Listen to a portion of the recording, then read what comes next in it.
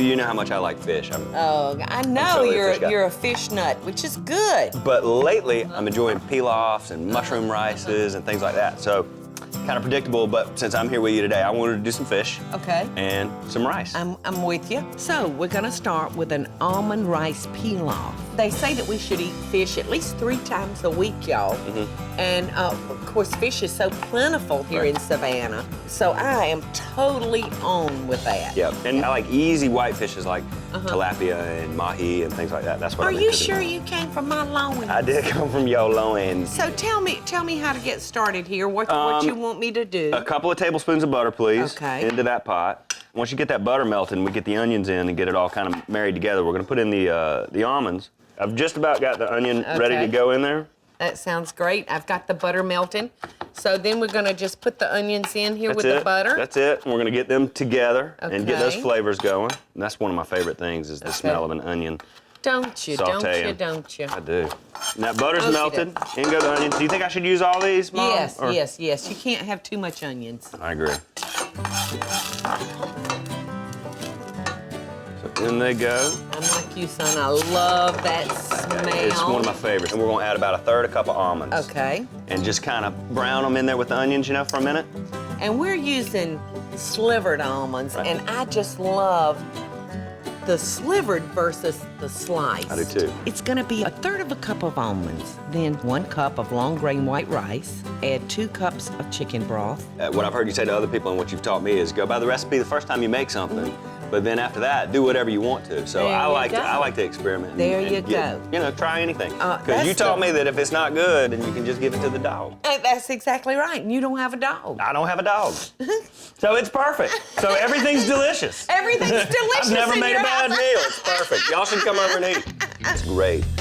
Let's make some fish. Do you want to? So we're gonna turn that down on low, and about 15 minutes. It's gonna take 15 to 20 minutes, and we're gonna have a nice pot of rice. Yep. And there's some beautiful tilapia here to go with that. Let's see. I love tilapia. I do too. It's a nice, mild white fish. It kind of reminds me a little bit of flounder, and this is farm-raised fish. Some fishes will flake and break apart on you, but tilapia won't, and it's just one of my favorite fishes. I think it's one of the easiest to cook. So we've got Try some tilapia. We've got there. 4 fillets here, 6 to 8 ounce fillets, and these things. You can see how they're strong. They're real firm. It can take a lot of a beat. Yes, it can. Well, that's your piece. Put that on a different plate. All right, you want me to season this up? I'm kidding, but son? seriously. You're kidding, but seriously. Yeah, I do want to season it up. Now, I'm gonna add a little salt to both sides of the fish, y'all. If you don't put enough salt on fish, it's very bland and or fishy, which is, you know, ironic. Yeah. Fish, some people like fishy fish. You like your fish to taste like chicken. Exactly. Okay. Fried chicken. I'm zesting a lime over here because today we're going to use I'm probably going to squeeze a little bit of juice on it, but we're going to use zest as well. So if you want to start grabbing any of this and put it on there, feel free. Okay, Get me a little bit coming. Doesn't that green look pretty? It does. It's beautiful. Pretty on that fish. Now, how are we going to cook this? We're going to bake it. Do you know what I would prefer to cook this on? If you have no problems with it, my piece of cast iron. Okay, that would be great. Now I'm gonna add some cooking spray so that the fish won't stick when it starts to cook. That weighs 6-8 pounds. Yes, that's a really sturdy. You know, it'll be around. Longer than you and me. Oh, when we're long gone. So. All right, well, I like it. I like that idea instead of baking it anyway. Okie doke. Now you could do this fish a few different ways though. You could do it on the grill if you had a grill basket that holds fish and scallops and shrimp and things like that.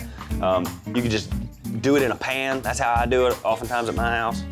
Bobby adds a little bit more lime zest, and I top it off with some fresh lime juice and just a wee bit of cracked black pepper. And I think it's ready to go in the oven. Okay. You want to use some butter? Yes. Let's use a little bit of butter. That fish is good just like it is, but we'll put a pat on each piece. Okay, that sounds good. Buttery fish. Yeah. Perfect. Yum. I love it. And there's yours. Bobby! Oh, I love it, so good! I'm playing. All right, we're going to, well, I've used the butter though. Now we got to do something with it. Okay. I'm getting it. This fish is going to bake at 375 for like 8 to 12 minutes. It's going to be pretty easy. Yeah. Can you get the oven to it for me? It's not going to take long, yes. And there you go. the vegetable that I want to do today is your zucchini and squash ribbons. Okay. So I'm peeling off some little strips here. But we're going to do them on the mandolin. Well, mandolins scare me. I don't like them. I'll let you do it. Well, you know, as long as you use your safety guard, son. Mm-hmm. There's a safety guard right there. Which is this. They really can be very, very safe. I'm going to show you how on a mandolin you can certainly use a peeler. So.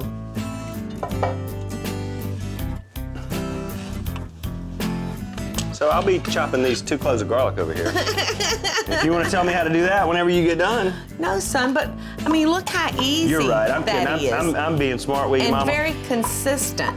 The way it's set, though, this is set a little on the thick side. Right. And I think that what we need to do, son, is set this where it's thinner, because I really want these as thin as a ribbon. Mm-hmm.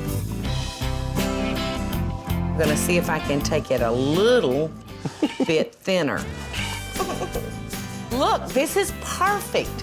I just don't have a mandolin, Mama. That's what it is. I don't have one. But you know what? That's all right. Got a nice drum set. You know, speaking of drums, for Christmas, when you were a little boy, you got a drum set, and I've got a picture, son, of you in your pajamas. Playing the drum? Playing the drums. And you did finally get you a nice set of drums, Did get a nice didn't set. you? Yeah, I did. I never got real good, but I got me a nice set. I saw you playing the drums before. I can play a little bit. All right, now look at these. Aren't these nice? Those really are. Now I'm gonna peel our carrot. Like I said, you can use any kind of vegetable that you want. These are great vegetables with fish, though. If I'm eating fish, I'd love to have zucchini and squash. Yes. Those are great. All right, so let's see what I can do with this carrot. See if I can make carrot ribbons. Got the garlic just about ready to go. I'm gonna go ahead and get this sauteing with some butter for your veggies, okay? Okie doke. And you know what? I don't need a bunch of carrots. Just enough to give it some color. So how's that? Do you like that? Beautiful, that's perfect. Just enough. All right, here comes the garlic. And I'm gonna saute it in 2 tablespoons of butter. Let's put our carrots in first. You want to? Because I think those will take a little longer. So like a medium heat? Yeah. I'm gonna chop some parsley for the rice, okay? Oh, okay. All right, Bobby, I think I'm gonna go ahead and toss in our squash and zucchini. All right. Ooh, looks good. Yes, it does. This is gonna be delicious with that fish you've cooked. It's smelling real good in here. Isn't it smelling good? All right, now, is there any particular seasonings you want me to put in this? A little bit of salt and pepper, and that's it. I'm gonna put in a little bit more butter and a dash of pepper. I've chopped up a little fresh parsley. Add that in. Which, you know, just gives it that beautiful green color. I think if we add a little butter to that, Okie doke. help us You out. don't have to twist Mommy's Yeah, arm. I know, right? Okay. Your wish is my command. Fresh pat of butter right on top. Cover this back up. Looks so That's it. good. It does. It looks perfect. And look at these beautiful vegetables, Bobby. They look great. So we're gonna take that lime flavor that Bobby's got going on, and we're gonna bring it all the way through to our vegetables. It doesn't hurt anything. Yeah, no.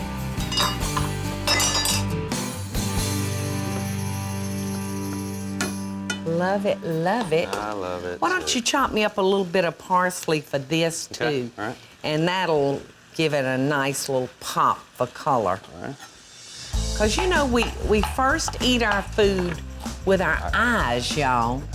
You've been telling me that forever. That's one of the most important things, in my opinion. Yeah. We pay a lot of attention to detail because of that. And that is, if there's one phrase that I've passed down to the people: you eat with your eyes first. So food's got to look good, and the rest takes care of itself. That looks great, son. How about tossing that over here in your veggies? And once that's in, I'm gonna add some cracked black pepper. Is this okay? Can I go ahead and pull the fish out? Yeah, let's get that fish out, Bobby. Doesn't that look delicious? Looks and smells so Oh my good. goodness, you can just slip it right out there, front. son. Be easy for us to reach. Beautiful, beautiful, beautiful. And I'm gonna start plating.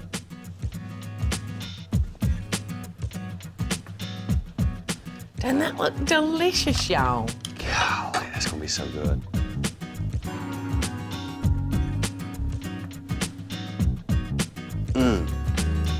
Oh, God. That rice is out of this world. Oh my goodness. That almond in that rice is just right on time. How great is that fish? That fish is seasoned perfectly.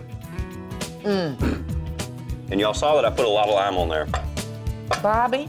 I used a lot of lime, and I used a lot of lime zest. But it's not overpowering in any way. It's out of this world, And son. doing it on the skillet made it even better. Out of this world.